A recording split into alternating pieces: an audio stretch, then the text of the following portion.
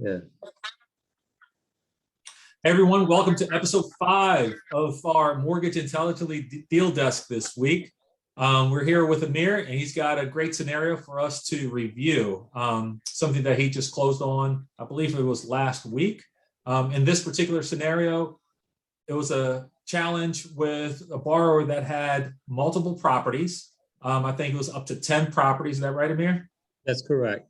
And also had a massive loss on their Schedule C and on their tax returns. And to make matters worse, their previous loan officer and lender miscalculated the income, underwrote it completely wrong, and of course, you got the dreaded phone call a couple of days prior to closing, letting them know that they couldn't move forward with a file.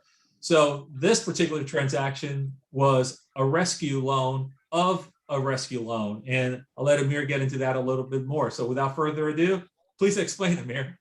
Hey guys, welcome to our Monday Deal Desk number 5. So I appreciate you guys tuning in.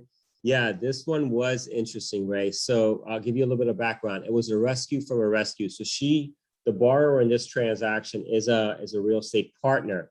I had met her through another partner that I worked with when I rescued the deal that those two were the agents on. So she was our current client that we're going to discuss was the buying agent, the buyer's agent on a previous deal, and she saw us sweep in. That was a standard FHA transaction, but with a very non-responsive lender. She saw us come in, get the income worked out, get the appraisal issues with the FHA appraisal worked out, and close that transaction. So we built some rapport based on that. Fast forward to her transaction, and unfortunately, she is in the real estate business, but she's also an investor in the real estate business. She owns multiple properties, multiple businesses, and if anyone's familiar with reading tax returns, when you are invested in real estate, there's massive write-offs that you could legally take, depreciation, things of that nature that affect the income. I think the loan officer, she reached out for that, that carrot that they dangle, the low rate, right? And that's what she reached out for. But, unfortunately, he did not know what he was doing. He promised her a jumbo product, a jumbo home loan, did not know how to underwrite the income. It's very important, guys, to work with people who understand self-employed borrowers. Self-employed borrowers are not like W-2. You can't just look at a pay stub. You need to know how to do math. You need to know how to read tax returns. So he was off by a tune of $200,000-$300,000 in getting her qualified. Wow. As you mentioned, she got the dreaded phone call and gave me a call. And I came through, right? We came through, but it was a very challenging file. She was self-employed. It was a principal residence.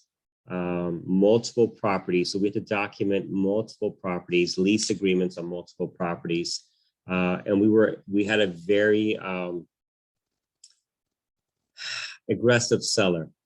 The seller was an attorney, and at every moment he did remind us that he is an attorney. And she had nothing to do with it. She trusted a loan officer who did not know what he was doing. Well, to the sellers, point, they probably have been under contract already for a few months, right? So by the time that we got the loan, right, or by the time you got it, I'm assuming they probably had it for a while, right? Because it was that process. Absolutely. Yeah, they were under contract for about 3 weeks. So a week before the closing, she gets that dreaded phone call. It was a month-long contract. We do work miracles, but on a transaction like that, a big, home in Key Largo with a huge price tag, you can't turn things around in a week. I wish we could, it's just not feasible. So we did get an extension. And yes, you're right. It is, he was just following by the contract terms, but it added an extra layer of stress, to everyone involved. But, we did pull through. She did buy the house. Her and her husband now live in the house. It's a beautiful house in Key Largo. And, we were able to salvage the deal and, create another amazing relationship with a great partner. Amir, were you, as far as like the loan program, were you able to use a conventional loan on this? Was this one of our MCF exclusive portfolio programs for this particular borrower? How did you, which loan product were you able to help them out? Awesome question. Yeah. Definitely our portfolio product. MCF portfolio kicks butt. No one can touch it. I wish we could have used like a jumbo product for her or a conventional loan.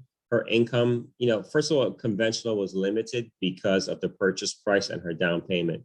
So it would have been a jumbo product, but the income wasn't there. I mean, any loan officer worth his 2 cents could read through this and say, hey, this should have been avoided day number one at pre-approval.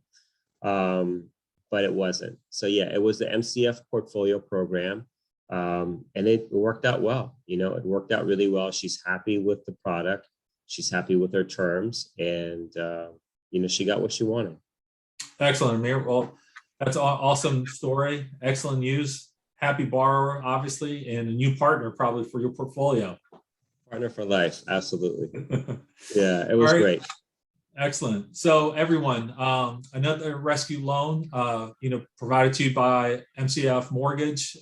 This one in particular, Amir was able to help them out and, get this lady and this borrower, who's also a realtor partner now of Amir's, into their new home. I think you mentioned down in Key Largo, beautiful area down there in the Florida Keys. So thank you, everyone, for tuning in to episode 5 of our Mortgage Intelligently Deal Desk. And until next week, you guys have a great week. All right, guys. Take care.